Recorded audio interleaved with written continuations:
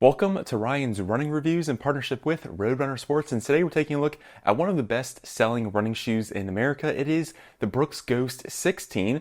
We're also going to compare it to the Glycerin 21, as I think there's some key similarities that I want to talk about. Let's run with it. Before we get started, I do want to say these shoes were provided to me by Roadrunner Sports. However, no one had a chance to preview this video, and this file synopsis is my own. I'd also like to say please leave a like on the video and consider subscribing.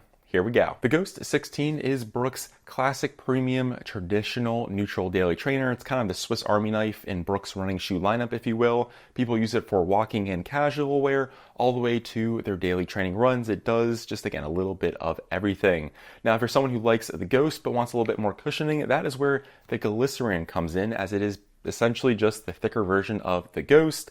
And if you're someone who likes the Ghost but needs some stability, you can go to the Adrenaline GTS. And if you like the Glycerin, you can go to the Glycerin GTS. Anytime you see the terms GTS at the end of a Brooks shoe, that stands for Go To Support, and therefore it is their stability version of that particular shoe. So just keep that in mind. We're taking a look at the Brooks running shoe lineup, but for today we're just taking a look at the standard neutral edition of the Ghost and Glycerin. As far as price goes, the Ghost is the cheaper option at $140, while the Glycerin is $20 more, coming in at $160. As far as stack height goes, the Ghost has 24 millimeters in the heel, 12 in the forefoot for a high 12 millimeter heel to toe drop. The Glycerin, on the other hand, has 28 in the heel and 18 in the forefoot for a slightly lower 10 millimeter drop. So when you compare these two, you're going to get about 4 more millimeters in the heel and 6 more millimeters in the forefoot. So keep that in mind. We were taking a look at these two particular Brooks running shoes. And even though these shoes are quite different in terms of stack height, they're fairly similar in weight. The Ghost only weighs 9.5 ounces, while the Glycerin comes in at 9.8, which is fairly surprising. And as a nice side note, the Ghost this year does weigh a little bit less compared to the Ghost 15. Last year, I believe it weighed 10.1 ounces, and this year, again, it comes in at 9.5. The Ghost 16 gets a brand new foam in the midsole. It's now DNA Loft V3, a nitrogen-infused foam, the same kind we see on the Glycerin 21. Now, last year on the Ghost 15, we had DNA Loft V2, and that has a whole different manufacturing method. DNA Loft V2 is also found on the Brooks Ghost Max, which is kind of the other counterpart to the Glycerin 21. And all that means is this year we're going to get a similar silhouette, a similar kind of midsole, but it's going to be slightly softer. It has a little bit more squish to it. It's not a massive difference, but you do feel it when you put last year's version and this year's version, one on each foot, and try to feel it out. So again, not a huge change, but I will say this version does get noticeably softer. And then if we go to the thicker version, the Glycerin, this also has DNA Loft V3 with 4 more millimeters of stack height in the heel and 6 more in the forefoot, just because this has a lower heel to toe drop with a 10 mil drop compared to the 12 mil drop we see in the Ghost. Now, because these shoes weigh about the same, and my experience using this shoe, the midsole feels a little bit less dense. There's a lot more squish and compression with this edition of DNA Loft V3, and I'm not really sure where the weight savings came from, just because, again, they're very close in weight. So I'm assuming, based on my experience and just kind of feeling the midsole, this version of DNA Loft V3 is going to be a little bit less dense, has a little bit more air to it, a little bit more squish and pop compared to what we have on the Ghost, and is part of the reason of why I prefer the Glycerin. It's about the same in weight, but I do get a little bit more cushion for the push-in. So how does the Ghost 16 perform? Well, honestly, it feels like a slightly softer Ghost 15.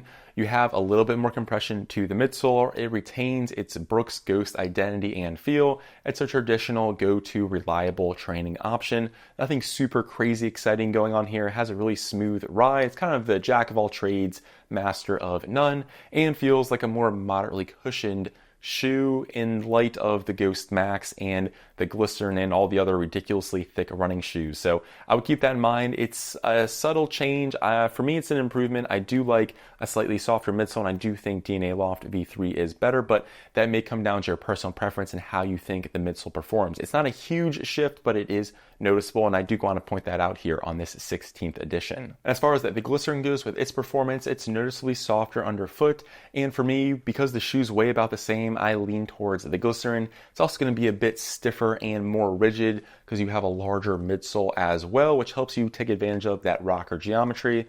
I also found this to be a bit more versatile, has a wider range of runs available to it because you can take this on a long run or slow it all the way down, and the midsole performs quite well.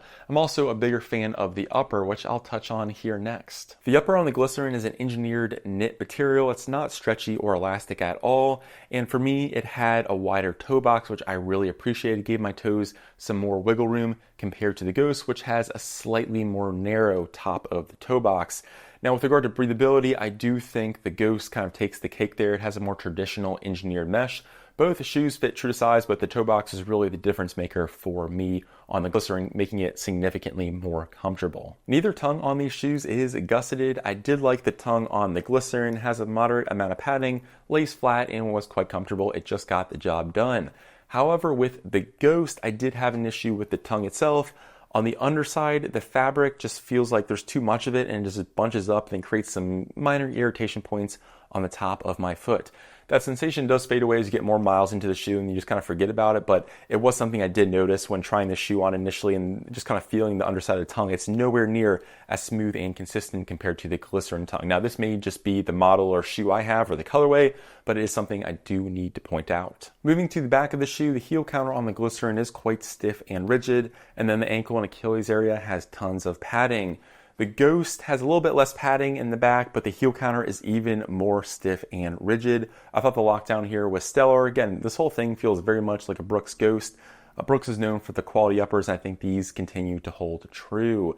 The only minor gripe is the tongue on the Ghost. The Ghost does have better breathability with its engineered mesh, and I do appreciate the toe box we have here on the Glycerin with its engineered knit material, which I do like the look of better. I do wish maybe the breathability was better on it, but the fit and feel, I think, of the Glycerin takes the cake, at least for me, just because that toe box is so comfortable. Moving on to the outsole, we have a whole lot of thick rubber coverage on both options, which is good to see on a daily trainer. It's part of the reason why these shoes are kind of closer to the 10-ounce mark.